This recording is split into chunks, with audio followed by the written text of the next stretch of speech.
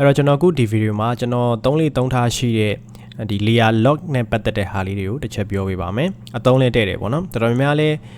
သုံးဘူးကြမယ်လို့တော့ထင်တယ်မသုံးအောင်သေးရင်တော့တစ်ချက်ဆန်းသုံးကြည့်ပါတော်တော်လေးအသုံးတဲ့ပါတယ်အဲ့တော့ဘယ်လိုမျိုးအခြေအနေမှာသုံးလဲဆိုတော့ကျွန်တော်တို့ passport ပုံတွေလုပ်တဲ့အခါမျိုးပဲဖြစ်ဖြစ်ပုံ background ပြောင်းပေးတဲ့အခါမျိုးပဲဖြစ်ဖြစ်ပေါ့နော်ကျွန်တော်တို့ကိုလိုချင်တဲ့ဟာကိုလိုချင်တဲ့လူပုံပန်တူးနဲ့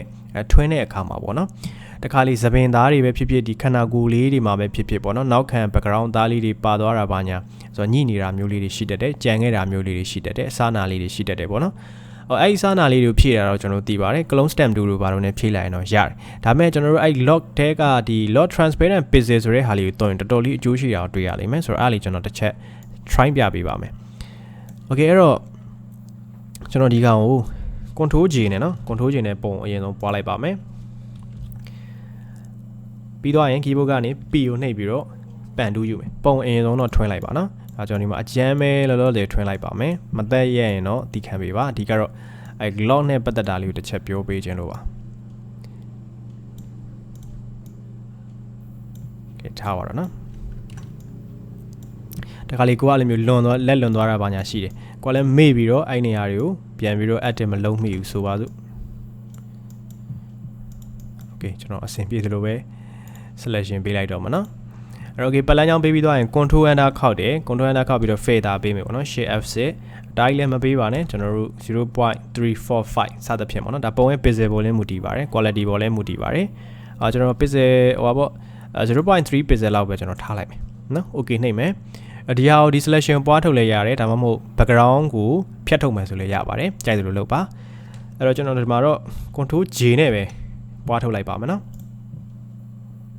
်အဲ့တော့ကျွန်တော်မျက်လုံးတွေဖြောက်မယ်ဖြောက်ပြီးတော့ကျွန်တော် layer အသစ်ခေါ်မယ်ဒီမှာ order backspace control backspace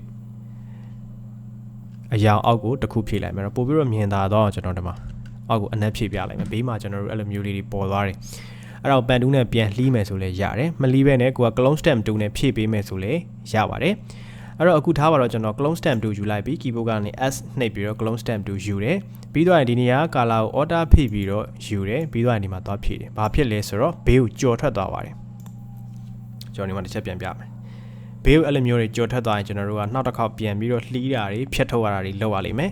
အဲ့တော့အဲ့လိုမလုပ်ချင်ဘူးဆိုရင်ကျွန်တော်တို့ဒီအဲ့လိုမျိုးပုံထွင်းပြီးသွားတာနဲ့ဘာလုပ်ပေးရမလဲဆိုတော့ clone stamp 2မသုံးခင်ပေါ့နော်ဒီမှာ lock transparent pixel ဆိုတဲ့ဟာကိုသုံ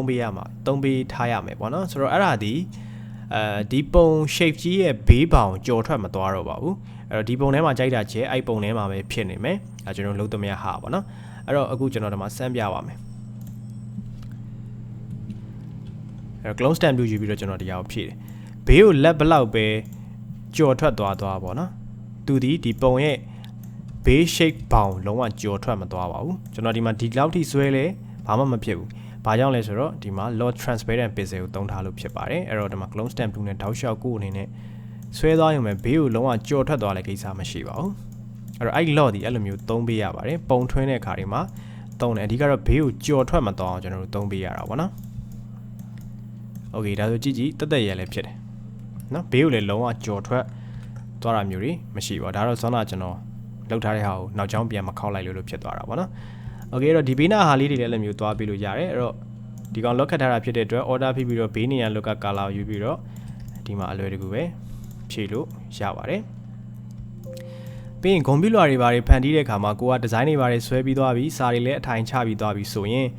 ကိုလုံးဝမထိရတော့မယ့်အရာတွေကိုဘာလောက်ကမလဲဆိုတော့လ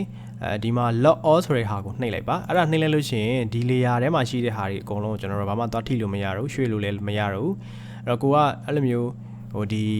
lock all ဆိုတဲ့ lock လေးကိုကျွန်တော်တို့က computer design တွေတခြား design တွေဆွဲတဲ့အခါမှာ design အထိုင်ချပြီးသွားပြီ design color ဘာညာထည့်ပြီးသွားပြီဆိုရင်ကိုလုံးဝသွားမထိတော့မယ့်ဟာတွေပေါ့နော်ပြန်ပြင်စရာမလိုတော့မယ့်ဟာတွေခဏ lock ခတ်ထားလိုက်ပါအဲ့ဒါဆိုရင်အဲ့ဒါတွေကျွန်တော်တို့သွားပြီ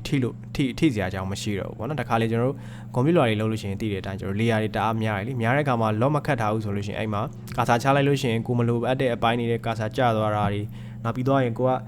မလိုအပ်ဖက်နဲ့ရွေ့သွားတာမျိုးတွေကျုံသွားတာမျိုးတွေရှိတတ်တယ်ပေါ့နော်အဲ့တော့အစောကြီးတွေကကိုဒီဇိုင်းအရင်ဆုံးဆွဲပြီးွားရင်အဓိကကိုစာတွေဆိုလို့ရှိရင်အရှင်ထားမယ် layer တွေဆိုရင်အရှင်ဒီတိုင်းမှာ lock မခတ်ပဲထားအသေးထားမယ်ဟာတွေဆိုလို့ရှိရင်ခဏ lock ခတ်လိုက်ပါလိုမှပဲပြင်ပါဟုတ်ပြီနော် Okay ဒါဆိုရင်ဒီ layer lock တွေကို3တက်လောက်မယ်လို့ထင်ပါတယ်တခြားဟာတွေအလဲအားနှစ်ခုကတော့ကျွန်တော်သိမသုံးပြဘူးအခုသုံးပြတဲ့ထဲမှာဆိုရင်ဒီ lock all ရှိမယ်ပြီးတော့ဆောနာပြောတဲ့ lock transparent bezel ဆိုတဲ့ဟာရှိပါတယ်ပုံထွင်းပြီးတော့ကျွန်တော်အဲ့လို clone stamp tool နဲ့လိုက်ပြီးတော့ဘေးဘက်ကိုလောက်တဲ့အခါမှာအခုလိုမျိုး lock ခတ်ပြီးတော့မှပဲလောက်ပါတယ်ရမယ်လို့ထင်ပါတယ်နော်